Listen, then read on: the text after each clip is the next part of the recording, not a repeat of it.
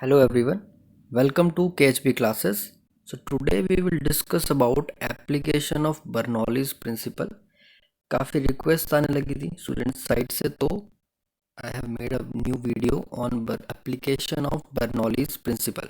ठीक है, so the agenda of today's session is we will discuss different application of Bernoulli principle, जिसमें Bernoulli equation जो होती है वो अप्लाई होगी. ठीक है, and how is it useful for a practical world. ठीक है, so without wasting any time let's start the session. सबसे पहले तो देखो व्हाट इज बर्नौलीज प्रिंसिपल, ये जानना बहुत जरूरी है. ठीक है, देखो पहले यहाँ पे there is a definition which is very important. देखो it stated sum of pressure energy, kinetic energy and potential energy per unit volume of an incompressible non viscous fluid. ये बहुत इंपॉर्टेंट है. इनकम्प्रेसिबल नॉन विस्कस फ्लूइड बोले तो liquid जो है वो ideal होना चाहिए. It should be an ideal liquid. ठीक है, so the sum of pressure energy यानी कि P, काइनेटिक एनर्जी यानी कि half rho v square and potential energy that is rho gh of a gas. ठीक है, it remains constant. It is constant. ठीक है, प्रोवाइडेड फ्लूइड जो है वो आइडियल होना चाहिए, यानी कि इनकम्प्रेसिबल हो, उसमें कोई स्पिनिंग ना हो, नॉन विस्कस हो, कोई फ्रिक्शन ना हो आपस में लेयर्स में. ठीक है ना, इट शुड बी स्ट्रीमलाइंड. ठीक है, इररोटेशनल फ्लो. ठीक है, सो सिंपली यही आपका क्या है, बर्नौलीज इक्वेशन है. ठीक है, सो इस तरीके का कुछ डायग्राम रहता है जिसमें आप देख सकते हो the area of cross section is different. ठीक है, area of cross section is different for a pipe. ठीक है, but the volume is same only. तो उसके लिए बर्नौलीज प्रिंसिपल यहाँ पे इक्वेशन हम अप्लाई करके देखेंगे फॉर डिफरेंट एप्लीकेशंस. तो सबसे पहले देखो एप्लीकेशन ऑफ बर्नौलीज प्रिंसिपल में आपके पास मेजरली 4 एप्लीकेशंस होते हैं. That is venturi meter, atomiser और sprayer, then comes Magnus effect, and then कोई एक एरोप्लेन का कॉन्सेप्ट आता है जो हम आगे डिस्कस करेंगे. ठीक है, तो ये जो सारे एप्लीकेशंस है ना, they are totally based upon this equation. तो देखो इस इक्वेशन को समझना बहुत ज़रूरी है. ठीक है, देखो इक्वेशन क्या कहता है, इक्वेशन सेज कि P1 plus half rho V1 square plus rho GH1, because pressure energy, kinetic energy and potential energy वो कांस्टेंट था. तो दो केसेस को हम इक्वेट कर सकते हैं, is equals to P2 plus half rho V2 square plus rho GH2.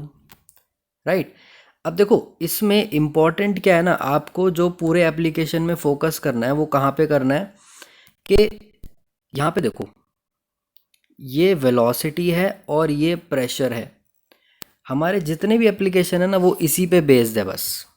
ठीक है, दैट मीन्स कि जब वेलोसिटी ज़्यादा होगी प्रेशर कम होना चाहिए. ठीक है, to balance this equation, to satisfy this equation. Actual में उसका मतलब क्या है, बैलेंस द इक्वेशन, वेलोसिटी ज़्यादा प्रेशर कम, कैसे क्या वो हम अभी डिस्कस करेंगे. ठीक है, मेजरली बस प्रेशर एंड वेलोसिटी, इसी के ऊपर हमारी सारी एप्लीकेशन बेस्ड है. ठीक है, so let's discuss this in detail. सबसे पहले हमारे पास आता है वेंचुरी मीटर. ठीक है, वेंचुरी मीटर एक डिवाइस है, इस तरीके का कुछ डिवाइस होता है जिसमें यहाँ पे हमारे पास 2 कैपिलरी ट्यूब्स हैं. ठीक है, there is a height difference. आप देख सकते हो यहाँ पे लिक्विड ज़्यादा राइज हुआ हुआ है, यहाँ पे लिक्विड कम राइज हुआ हुआ है. तो there is a height difference. क्यों है बताऊंगा. यहाँ पे देखो there are 2 major sections in this pipe. एक का A1 एरिया है जिससे वेलोसिटी V1 से पानी फ्लो हो रहा है, प्रेशर P1 है. दूसरा यहाँ पे है जिसका एरिया A2 है, तो A1 is greater than A2. ठीक है, तो यहाँ से वेलोसिटी V2 है और प्रेशर P2 है. ठीक है। नाउ देखो, ये जो वेंचुरी मीटर होता है ना, ये एक डिवाइस है। किस लिए होता है? It is used to measure rate of flow of liquid through it, rate of flow of liquid through it, that is equal to area into velocity। ठीक है, मेजर रेट ऑफ फ्लो का formula होता है area into में velocity. ठीक है, अब देखो हमारे पास इक्वेशन क्या है बर्नौली की, P1 plus rho GH1 plus half rho V1 square is equal to P2 plus rho GH2 plus half rho V2 square. यही इक्वेशन है ना। अब यहाँ पे ध्यान से देखना एक चीज़ को, देखो जरा, यहाँ पे ये जो पॉइंट है, first point and second point, ये दोनों एक ही लेवल पे हैं। ठीक है, सो दैट मीन्स अगर इससे एसोसिएटेड हाइट h1 है और इससे एसोसिएटेड हाइट h2 है, दोनों सेम लेवल पे हैं, that means h1 is equal to h2, right. So that means ये वाला पार्ट कैंसिल हो जाएगा, क्योंकि दोनों इक्वल है तो मैं इसको दोनों को कैंसिल आउट कर सकता हूँ। ठीक है, सो हमारी इक्वेशन अब बेसिकली कि ऐसे रिड्यूस हो गई, इतने में रिड्यूस हो गई, अब बस इतना ही बचा। ठीक है, अब बस इतना ही बचा। तो इसमें देखो, अब इसमें देखो ध्यान से, ये इक्वेशन बची हमारे पास, इस पे फोकस करना आप। ठीक है, इसमें प्रेशर और वॉल्यूम, ओ सॉरी वेलोसिटी, इस पे फोकस करना। ठीक है, तो देखो क्या होगा, व्हेन हाइट आर सेम, तो हाइट वाला कंपोनेंट तो खत्म हो गया, राइट। अब देखो ध्यान से, वेलोसिटी का डिस्कस करते हैं पहले सेकंड वाले क्रॉस सेक्शन में। अब देखो मैंने बताया एरिया 2 कम है ना, यानी कि पाइप उस पॉइंट 2 पे पतला है। ठीक है, अब जरा ये वाले इस फोटो को देखो, यहाँ पे जो आपके सामने है, इस फोटोग्राफ को देखो, इसमें क्या हो रहा है, एक बंदे ने आगे थंब लगा रखा है वाटर पाइप में टू इंक्रीज द प्रेशर, है ना। नॉर्मली अगर आप थंब को हटाओगे, आपने एक्सपीरियंस किया होगा, तभी मैंने काफ़ी कॉमन फोटो लगा रखे हैं यहाँ पे। अगर नॉर्मली थंब नहीं लगाते तो पानी नॉर्मली आता, सिंपल नॉर्मल प्रेशर पे आता, लेकिन थंब लगाने की वजह से पानी का प्रेशर यहाँ पे क्या हो गया, बढ़ गया, right. So that means thumb लगाने से क्या हुआ, एरिया कम कर दिया, एरिया कम करने पर पानी का वेलोसिटी बढ़ गया। ठीक है ना, तो ये आपका बेसिकली क्या हो गया कि एरिया इज इनवर्सली, या हम ये कह सकते हैं कि velocity is inversely proportional to area, area कम तो वेलोसिटी ज़्यादा। तो दैट मीन्स V2 वेलोसिटी ज़्यादा होगी क्योंकि एरिया यहाँ पे कम है। जब V2 वेलोसिटी ज़्यादा होगी तो एक बात देखो, ये है आपका RHS, ये है आपका LHS, तो ये दोनों इक्वल होने चाहिए, राइट। तो जब V2 ज़्यादा होगा, यानी कि ये पर्टिकुलर पार्ट ज़्यादा होगा, तो इसको कम होना पड़ेगा, मानते हो कि नहीं। जब V2 ज़्यादा होगा तो इस वाले को P2 को कम होना पड़ेगा ताकि बैलेंस आउट कर सके, क्योंकि LHS वाली साइड में क्या हो रहा है, V1, यहाँ पे V1 लिखना था, V1 कम है क्योंकि एरिया ज़्यादा है, तो V1 कम है तो P1 को ज़्यादा होना पड़ेगा टू बैलेंस आउट। ठीक है, समझ रहे हो ना बात को। देखो काफ़ी सिंपल, इसको इस सिनेरियो से देखो कि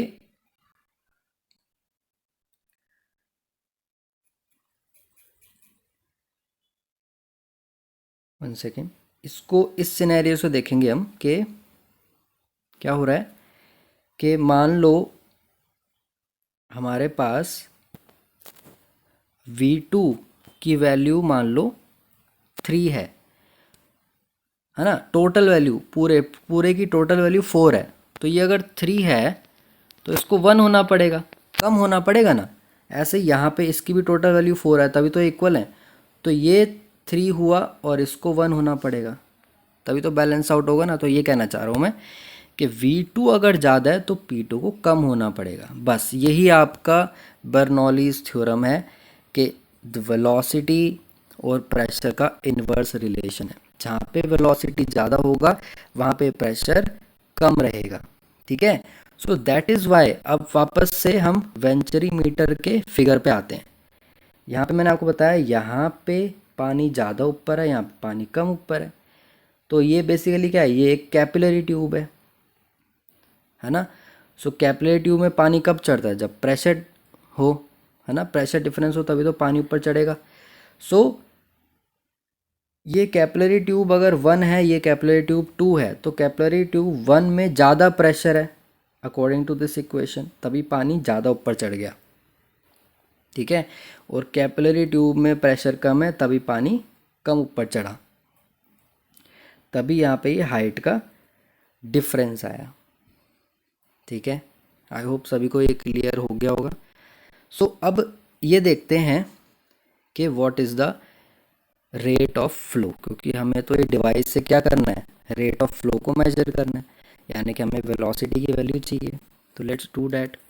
ठीक है, देखो हमारे पास इक्वेशन क्या थी, हमारे पास इक्वेशन थी P1 plus half rho V1 square is equal to P2 plus half rho V2 square.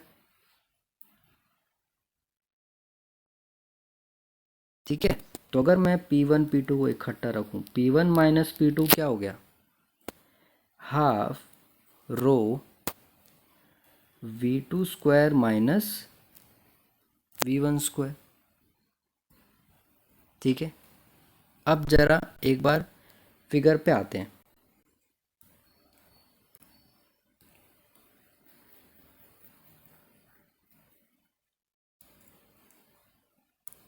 Figure में देखो, यहाँ पे प्रेशर मान लो P1 है, यहाँ पे प्रेशर है P2, and due to this pressure difference यही हाइट बना होगा ना, ये हाइट का डिफरेंस आया होगा।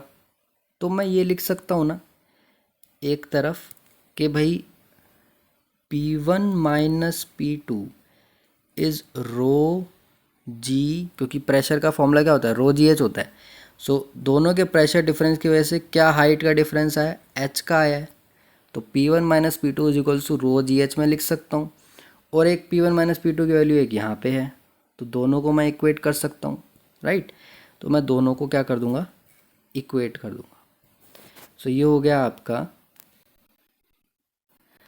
दोनों को इक्वेट करने पर rho g h is equals to half rho V2 square minus V1 square. ठीक है, यहाँ पे क्या हुआ, रो से रो गया, तो basically V2 square minus V1 square क्या आ गया, 2GH। दिस इज अवर, मान लो फर्स्ट इक्वेशन। ठीक है, अब इक्वेशन ऑफ कॉन्टिन्यूटी लगाएंगे हम। इक्वेशन ऑफ कॉन्टिन्यूटी क्या है, वही एरिया कम तो वेलोसिटी ज़्यादा, that means A1 V1 is equal to A2 V2। That means यहाँ पे अगर मैं लिख दूँ इसको इस फॉर्म में, V2 by V1 is equals to A1 by A2। ठीक है, ये आ गया हमारे पास यहाँ तक। अब आगे क्या कर सकते हैं, ये जो मेरी फर्स्ट वाली इक्वेशन है ना, इसको मैं इसमें क्या करता हूँ, मैं V1 से मल्टीप्लाई डिवाइड कर देता हूँ V1 स्क्वायर से। तो V1 स्क्वायर अंदर आ गया आपका V2 बाय V1 का होल स्क्वायर माइनस 1, है ना, इज इक्वल टू 2GH। मैंने क्या करा, V1 स्क्वायर से मल्टीप्लाई डिवाइड कर दिया इसमें, तो ये फॉर्म आ जाएगी। ठीक है, अब यहाँ पे V2 बाय V1 की वैल्यू हम क्या रख सकते हैं, A1 बाय A2। ठीक है, तो जब आप इस वैल्यू को रखोगे, ठीक है, जब आप इस वैल्यू को रखोगे तो देखो क्या आएगा। मैं इसको सबको हटा देता हूँ स्पेस की वजह से। सो मेरे पास था V1 स्क्वायर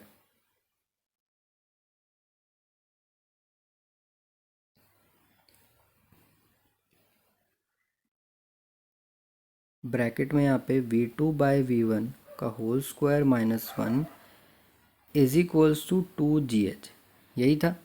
और इक्वेशन ऑफ कॉन्टिन्यूटी से क्या आया, V2 by V1 is equals to A1 by A2। तो मैं बस यहाँ वैल्यू पुट कर देता हूँ, ये हो गया आपका A1 बाय A2 का whole square minus 1 is equals to 2GH। ठीक है, तो यहाँ से मेरे पास V1 की जब वैल्यू निकालोगे, V1 की वैल्यू आपके पास आ जाएगी root of 2GH A1 square minus A2 square into A2। This is our final value of velocity V1। ठीक है ना। सिमिलरली आप ऐसे ही इसको V2 की वैल्यू भी लिख सकते हो, बस यहाँ पे इधर A1 आ जाएगा। ठीक है, that means A1 root of 2GH by A1 square minus A2 square, ये आ गई आपकी V2 की वैल्यू। तो हमारे पास वेलोसिटी तो आ गई यहाँ से। ठीक है, बस अब आप क्या करो, ये वैल्यूज़ को आप नोट कर सकते हो। ठीक है, अब हमें रेट ऑफ फ्लो निकालना है, क्योंकि एट लास्ट डिवाइस क्या कर रहा है, रेट ऑफ फ्लो निकालना चाह रहे हैं। ठीक है, सो रेट ऑफ फ्लो में क्या हो जाएगा आपका, rate of flow is equals to A into v, यानी कि मैं लिख सकता हूँ A1 इन V1 अगर करें तो यहाँ पे A1 तो एज इट इज़ V1 की वैल्यू में डाल देता हूँ, V1 की वैल्यू में डाल देता हूँ, that is A2 root of 2GH divided by A1 square minus A2 square. ठीक है, बस आ गया हमारे पास rate of flow. I hope सभी को वेंटरीमीटर क्लियर हो गया होगा। ठीक है, तो हमारे पास मेन कॉन्सेप्ट क्या था कि जहाँ वेलोसिटी ज़्यादा है वहाँ पे प्रेशर ड्रॉप करेगा। ठीक है, अब सिमिलर कॉन्सेप्ट पे ऊपर हमारा ये एटमाइज़र भी काम करता है। ठीक है, देखो व्हाट इज़ एटमाइज़र, आपने इस तरीके का स्प्रे देखा होगा, जब हम यहाँ ऊपर से प्रेस करते हैं। ठीक है, जब हम यहाँ पे ऊपर से इसको प्रेस करेंगे तो क्या होगा, इसमें से लिक्विड बाहर आएगा। ठीक है ना, सिमिलर कॉन्सेप्ट का ये भी आजकल का नया एटमाइज़र है। यहाँ पे कंटेनर है, पानी है, पानी अपने आप कैपिलरी एक्शन के थ्रू ऊपर चला जाता है और यहाँ से फिर स्प्रे हो जाता है। ठीक है, तो इसकी वर्किंग देख लेते हैं क्या होता है सब। ठीक है, तो देखो this is a basic mechanism diagram. इसमें क्या होगा, ये प्लंजर बोले तो पिस्टन वाला ही काम करता है ये। तो पिस्टन को जब हम प्रेस करेंगे उससे होगा क्या, देखो इस पिस्टन के अंदर ना इनिशियली, इस ट्यूब के अंदर इनिशियली हवा थी। जब आपने पिस्टन प्रेस किया ना तो आपने ये हवा सारी बाहर निकाल दी, ये सारी हवा क्या हो गई, एग्जिट हो गई। तो बेसिकली इसके अंदर अब क्या बन गया, लो प्रेशर क्रिएट हो गया। ठीक है ना, इसके अंदर क्या हो गया, लो प्रेशर रीजन क्रिएट हो गया है। राइट, सो होगा क्या, देखो मान लो इनिशियली, मान लो जब हवा थी तो प्रेशर था 1 और एटमॉस्फेरिक प्रेशर भी 1 होता है, तो दोनों इक्वल थे। लेकिन अब हमने जब हवा को एग्जिट करवाया, ये ट्यूब की प्रेशर है, ये एटमॉस्फेयर का है। जब हमने हवा को एग्जिट कराया, ट्यूब का प्रेशर मान लो 0 हो गया, एटमॉस्फेयर का 1 हो गया, तो ऑटोमेटिकली एटमॉस्फेयर का प्रेशर राइज कर गया, है ना। सो क्या करेगा, यहाँ पे डायग्राम में देखो, एटमॉस्फेयर अब इस लिक्विड पे प्रेशर बनाएगा सच दैट ये लिक्विड क्या हो जाएगा, liquid will rise up into this capillary tube, sorry एक second, liquid will rise up in this tube, ठीक है, एंड नोजल के थ्रू वो बाहर आ जाएगा। Is it clear? तो बेसिकली हुआ क्या, फिर से समझ लो। यहाँ पे हवा थी, इसका प्रेशर 1 था, एटमॉस्फेयर का प्रेशर ही 1 था। जब आपने पिस्टन को प्रेस किया ये 0 हो गया, एटमॉस्फेरिक प्रेशर ऑटोमेटिकली बढ़ गया। एटमॉस्फेयर ने लिक्विड पे प्रेशर बढ़ाया, लिक्विड हाई प्रेशर से लो प्रेशर की तरफ जाएगा क्योंकि अब इसमें लो प्रेशर क्रिएट हो गया। बस लिक्विड हाई टू लो गया और नोजल के थ्रू बाहर आ गया, ठीक है। सो इसमें भी किसकी बात हुई, बर्नौलीज प्रिंसिपल में जो प्रेशर है उसकी बात हुई, तभी ये उसी के एप्लीकेशन के अंडर आ गया, ठीक है। नेक्स्ट भी कुछ इसी तरह है। अब देखो, आपने देखा होगा कि भैया हमारे ये भाई साहब जो हैं स्पिनर बहुत अच्छी डालते हैं, है ना। बॉल कहीं डालेंगे और कहीं और ही चली जाएगी, बैट्समैन धोखा खा जाएगा और वो आउट हो जाएगा, है ना। ऐसे हमारे चहल भाई साहब। तो ये जो बॉल है कहीं डाली और हवा में ही इसने डायरेक्शन बदल ली, ऐसा कैसे होता है? कोई मैजिक है बॉल में? बिल्कुल नहीं है ना। और बाई चांस आप क्रिकेट के फैन नहीं हो तो फुटबॉल में देख लो, फुटबॉल में भी कुछ इसी तरह होता है।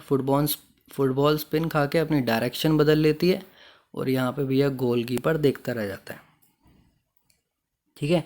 तो ऐसा क्यों होता है, स्पिन क्यों खाती है हवा में, क्या होता है ऐसा, ठीक है। हवा में कोई जादू है कि बीच में उसको उसका डायरेक्शन बदल देगी। तो ऐसा डायरेक्शन क्यों बदलता है, यही हम पढ़ने वाले हैं मैग्नस इफेक्ट में, ठीक है। सबसे पहले इस डायग्राम को देखो। जब भी बॉल मूव होती है, मान लो बॉल की डायरेक्शन ऐसे है, तो हवा की डायरेक्शन ये है, जो वाइट कलर में आपको दिख रहा है ना, ये हवा इससे पीछे की तरफ जा रही है, ठीक है। So this is direction of air, this is the direction of air, ठीक है। दिस इज एयर, हवा ऐसे जा रही है और आप देख सकते हो, सॉरी बॉल ऐसे जा रही है, हवा पीछे जा रही है, ठीक है ना। सो अभी होता क्या है, ठीक है, अब देखो जरा ध्यान से। एक बॉल है, पहले नॉर्मल कंडीशन समझो। जब ये बॉल है, जब ये स्पिन नहीं कर रही तब क्या होता है, मान लो ये डायरेक्शन ऑफ मोशन है, हवा क्या है, हवा इस तरह से ऊपर नीचे से इस तरह से पास हो जाएगी सिंपली, कोई भी दिक्कत वाली बात नहीं है। बॉल जो नॉर्मल जा रही थी वो जाएगी, ठीक है। अब दूसरा सिनेरियो क्या है, बॉल स्पिन हो रही है। मान लो ये डायरेक्शन है स्पिन का, बॉल का, ठीक है। अब यहाँ पे ना फर्क देखना क्या है, हवा ऊपर से भी जाएगी, हवा नीचे से भी जा रही है, लेकिन फर्क क्या है पता है, ये जो स्पिन कर रहा है ना बॉल, इसकी डायरेक्शन देखो जरा। ये जो स्पिन कर रहा है ना, तो जो हवा ऊपर से जा रही है, तो ये जो स्पिन का डायरेक्शन है और हवा का डायरेक्शन है ये अपोजिट है। तो बेसिकली ये जो स्पिन है ना इस डायरेक्शन की, ये ऊपर वाली हवा को यहीं पे ही ब्लॉक कर देगा, बिकॉज डायरेक्शन अपोजिट है, तो ब्लॉक कर देगा, है ना। और इन टर्न ये हवा जो, ये जो बॉल स्पिन कर रही है, जो घूम रही है, अपने साथ नीचे वाली जो हवा है ना उसको ड्रैग करेगा। This is known as drag, ठीक है ना, समझ रहे हो ना। जैसे जैसे मान लो एक साइक्लोन आता है, साइक्लोन इस तरह से होता है,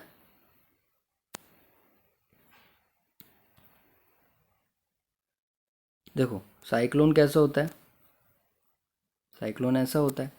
तो जो साइक्लोन की जो डायरेक्शन है वो क्या करता है, नीचे जो सॉइल में मिट्टी वगैरह, मतलब जो सॉइल है मिट्टी वगैरह है, उसको भी अपने साथ खींचेगा, अपने साथ उसको घुमाएगा मिट्टी को, अपने मिट्टी भी क्या है उसी के साथ साथ घूमेगी, ड्रैग करेगा वो मिट्टी को, ठीक है, अपने साथ ही घुमा देगा। तो यही होता है जब बॉल है, ये स्पिन कर रही है, ऊपर वाली हवा तो यहीं ब्लॉक हो गई क्योंकि डायरेक्शन अपोजिट था, तो यहाँ तो ये ब्लॉक हो गया। लेकिन अब देखो बॉल जो स्पिन कर रही है, ये ऐसे जा रही है बॉल, तो नीचे वाली हवा को अपने साथ लेके जा रही है, वो ड्रैग कर रही है बेसिकली।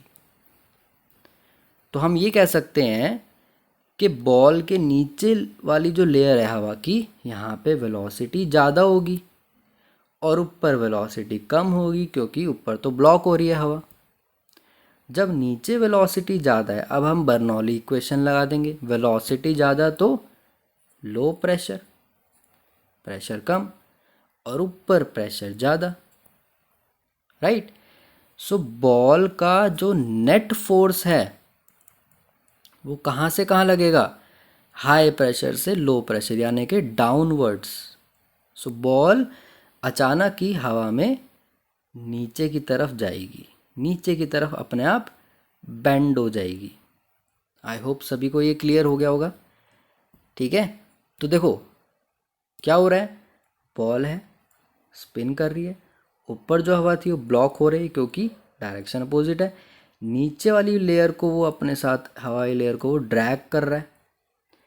सो नीचे की वेलोसिटी ज़्यादा, प्रेशर कम, ऊपर की वेलोसिटी कम, प्रेशर ज़्यादा, तो नेट फोर्स हाई प्रेशर से लो प्रेशर की तरफ, नीचे की तरफ, तो बॉल नीचे की तरफ बेंड हो जाएगी।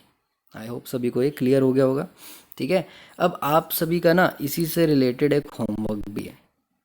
बॉल जब ऐसे स्पिन करेगी तब कहाँ बेंड करेगी, सब लोग कमेंट में आंसर देंगे इसका, ठीक है। मैं पर्सनली सबके कमेंट्स देखूंगा, ठीक है, तो सब लोग इसका आंसर कमेंट में करेंगे, ठीक है।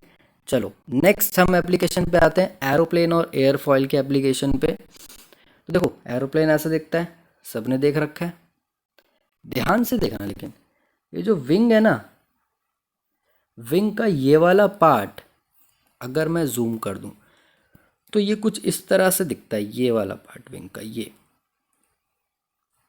वाला है ना, इसको आप सामने से देखोगे कुछ इस तरह दिखेगा, ये शेप ऐसी होगी,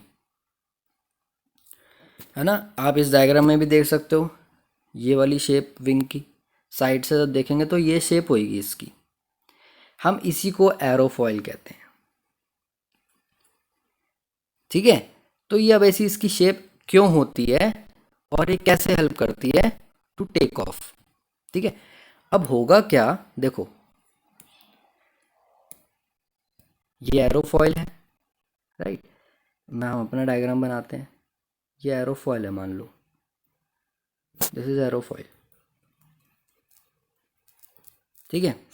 क्या होगा, प्लेन इनिशियली हाई स्पीड पे चलता है, ट्रैक पे अच्छी खासी वेलोसिटी वो अटेन करेगा, है ना। तो हवा ऊपर से भी जाएगी और नीचे से भी जाएगी क्योंकि एयरफॉयल का डायरेक्शन ऑफ मोशन ऐसे है। तो ध्यान से देखना, अब इसका डिज़ाइन कुछ ऐसा होता है, ठीक है, इसका डिज़ाइन ही कुछ ऐसा होता है कि हवा ऊपर से ज़्यादा जाएगी बिकॉज ऊपर से कर्व्ड है इस तरह से, तो वेलोसिटी हवा की ऊपर ज़्यादा होगी और नीचे कम होगी। एज अ रिजल्ट ऊपर क्रिएट हो जाएगा हाई प्रेशर रीजन, ठीक है, सॉरी ऊपर क्रिएट हो जाएगा लो प्रेशर रीजन, क्योंकि इन्वर्सली प्रोपोर्शनल है ना, ऊपर क्रिएट हो जाएगा लो प्रेशर रीजन और नीचे वेलोसिटी कम है तो यहाँ क्रिएट हो जाएगा हाई प्रेशर रीजन। तो जो नेट फोर्स है वो कहाँ से कहाँ लगेगा, हाई टू लो। तो बेसिकली ये एयरफॉयल को क्या मिलेगा, लिफ्ट मिलेगा, एरोप्लेन को ये लिफ्ट करा देगा, ठीक है। सो इसलिए एरोप्लेन को फिर ये हवा में लिफ्ट कराएगा, this is how it happens, ठीक है। सेम कॉन्सेप्ट है जो कि बॉल का था, ठीक है। फिर से रिपीट कर देता हूँ, एक आपके पास एरोफॉयल है, ऊपर हवा ज़्यादा जाएगी ड्यू टू द कर्व, तो वेलोसिटी ज़्यादा, तो लो प्रेशर, नीचे वेलोसिटी कम, तो high pressure net force high to low, तो इसको नीचे से लिफ्ट मिलेगी, हल्का सा नीचे से धक्का लगेगा तो एरोप्लेन ऊपर उड़ेगा। क्लियर है? आई होप सभी को ये क्लियर है, कोई डाउट नहीं होगा। ठीक है, सो ये एप्लीकेशंस थी आपकी पूरी बर्नौलीज थ्योरम की। अभी भी कोई अगर किसी को डाउट रह गया हो तो नीचे कमेंट बॉक्स में कमेंट करना, I will personally reply you. ठीक है, so if you want to join KHB classes, comment, you can comment, या फिर इंस्टाग्राम पे आप DM कर सकते हो। ठीक है, अब course includes the best faculty, test series होगी, complete doubt resolution, full syllabus coverage based on latest exam pattern. ठीक है, so we cover from class 9 to 12। इसके अलावा JEE और नीट और NDA के भी हम प्रिपरेशन कराते हैं। तो आज के लिए इतना बहुत। ठीक है, थैंक यू, बाय बाय।